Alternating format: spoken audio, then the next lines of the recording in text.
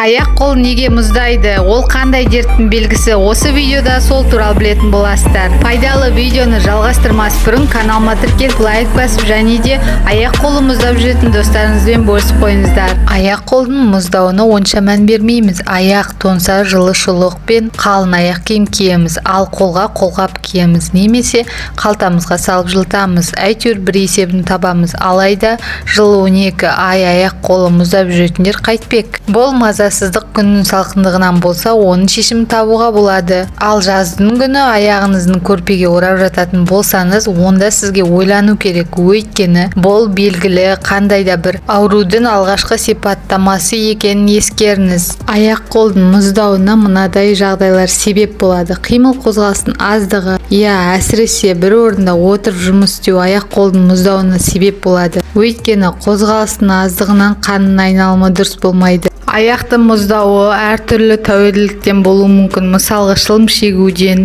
Аяқ қолдың мұздауына мына ауруларда себеп болады. Қант диабеті.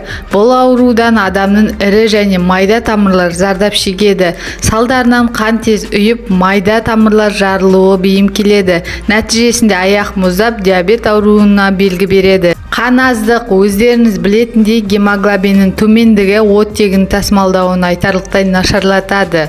Бұл өз кезегінде метаболизм процестерінің қарқындылығын және жылу түзілуін төмендетеді.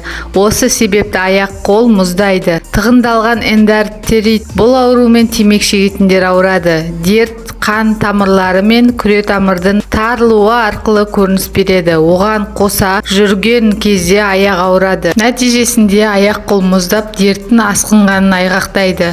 Артериялық қысымның төмендеуі немесе көтерілуі қауіпті белгілер болып табылады. Қан қысымның тым қатты көтерілуі қан ағысын бұзады, ал қан ағысы өзгерген тұста адамның аяқ қолы мұздап шығады. Жастың ұлғаюы адам қартайған сайын денсаулық сыр бере бастайды. Әсіресе 50 жастан асқан соң күнде бір ауру белгі беріп мазалайды екен. Өйткені гормонда, қан айналымда, зат алмасуда айтарлықтай өзгерістер орын алады. Қалқанша бездің жұмысын нашарлауда аяқ қолдың мұздауына себеп болады екен. Оған қоса есте сақтау қабілетіңіз нашарлайды, үнемі тонып жүресіз, қатты шаршайсыз, тырнағыңыз сынады, жүзіңіз қуқылданып, шашыңыз түсе бастайды. Ішек құртта аяқ қолдың температурасына кері әсер етеді. Өйткені ішектегі ағзадағы құрттар тамырлардың жұмысына кедергі келтіреді де аяқ қолдың мұздауына әкеледі екен. Міне құрметті достар, аяқ қолдың мұздауының себептері осылар. Енді емін келесі видеода айтатын боламын. Каналыма тіркеліп лайк басып және достарыңызбен бөлісіп колокольчикті басып қойыңыздар. Келесі видеоны бірінші болып көретін боласыздар. Денсаулықтарыңыз мықты болсын, қазақ елі аман болсын, сау болыңыздар. Келесі видеода кездескенше.